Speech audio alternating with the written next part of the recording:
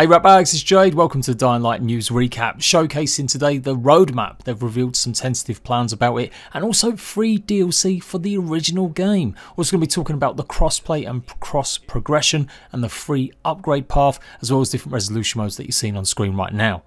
So a few days ago they showed off the resolution mode, quality mode and performance mode on a PlayStation 5, as well as the enhancements on an Xbox Series X and the differences between them, showing off gameplay, different cutscenes for both consoles, highlighting how great the game looks no matter what way you prefer to play it. So this is really good, I like this as well. I'm definitely someone that prefers just some nice frame rates, and certainly resolution mode might be nice on a bigger 4K screen. The only thing we haven't seen so far is how it actually runs on Xbox Series S. We've seen the older consoles, albeit small information given, as the gameplay trailers or the gameplay demos weren't that big. But yeah, I still want to know what kind of resolution we can get on the old white box. But either way, that's pretty good stuff. Sadly, not good stuff is crossplay. Now this was something they've been a little bit quiet on, and I've found it hard to get concrete info, and now we know why. Basically, crossplay is only going to be for PC and Steam users, not console. And I have to say, somewhat surprisingly, you won't even be able to play PlayStation 4 and PlayStation 5 friends together. I can understand maybe Xbox and PlayStation not being able to play together, even though I feel like this was a great opportunity to really show off what you could do with a modern game nowadays. But to not have the cross-generation compatibility seems a bit odd. So you won't be able to play with your Xbox One pals. If you've got an Xbox Series X or S, you'll only be able to play with each other. I'm guessing the same applies to the PlayStation 5 and the PlayStation 4. That is a bit of a problem, as so many people still don't maybe have the next gen consoles. There's no word on when that will be implemented, but they have said definitely at launch, so we're presuming it will be added in the future. Eurogamer wrapped this up a few days ago with their article, also confirming the news that the Switch version won't be here for 6 months. Now, this may not be such bad news. The first game only just came out on Switch a little while ago, but the sequel was meant to launch at the same time, but it does look like it's been pushed back another 6 months.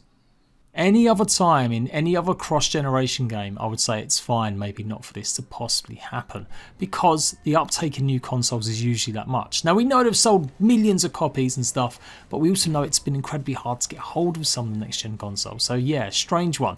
They have said though that you can complete the game with up to 4 of your friends completely. At no point does it look like you're going to have to sit through an hour of tutorials before you can jump in with your pals. If you do join a co-op session with your pals, you'll be able to carry your progression over with your character and any items that you earn as well.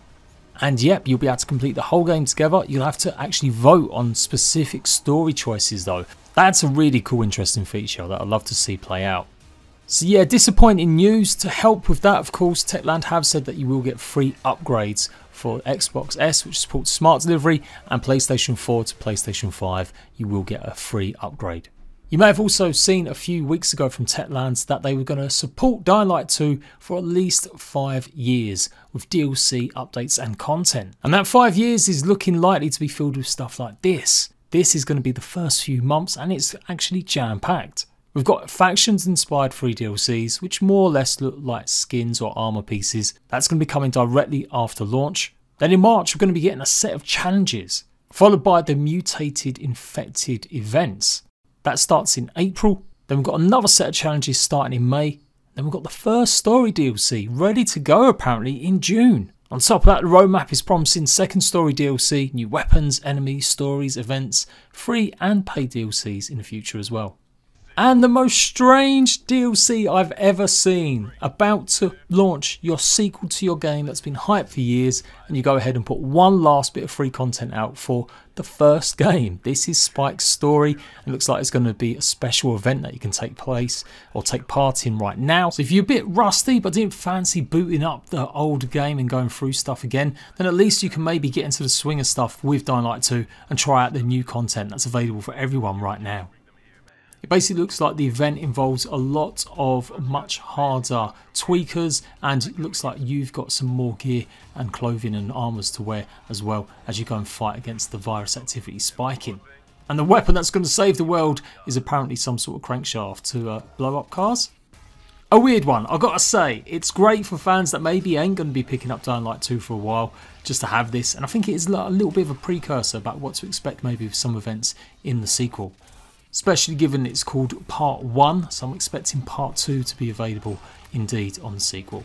And this is something I covered a little while ago as well. They are saying you're going to be able to complete the full game with your friends. You're not going to have to sit through an hour or something before you can actually connect with your pals, and you won't have to do the ending alone. There's even the epilogue that you'll be able to take part in with 2 of your mates. So there we go, some good news there, talking about the roadmap, talking about the content, talking about the performance modes across the consoles. But yeah, I gotta say, it's pretty bad news, I feel, for certain players and friends if you're not going to be able to join up with each other. Hopefully the matchmaking will be smooth and simple, and yeah, hopefully we can all pick up some next gen consoles, or maybe just boot up an old dusty one that you might have lying around. Anywho, let me know what you think about that. I'm desperate to play this game. I'm hoping to get a hold of a copy as soon as I can to do lots of guides for you. Obviously, you might have seen some side missions. Code Carnage and a bunch of other streamers got a chance to try out some of the side missions over the weekend. How did you like it? I can't really show any of that off, so you guys let me know in the comments what you thought about the side missions if you caught some of them. Until next time, rat bags, laters.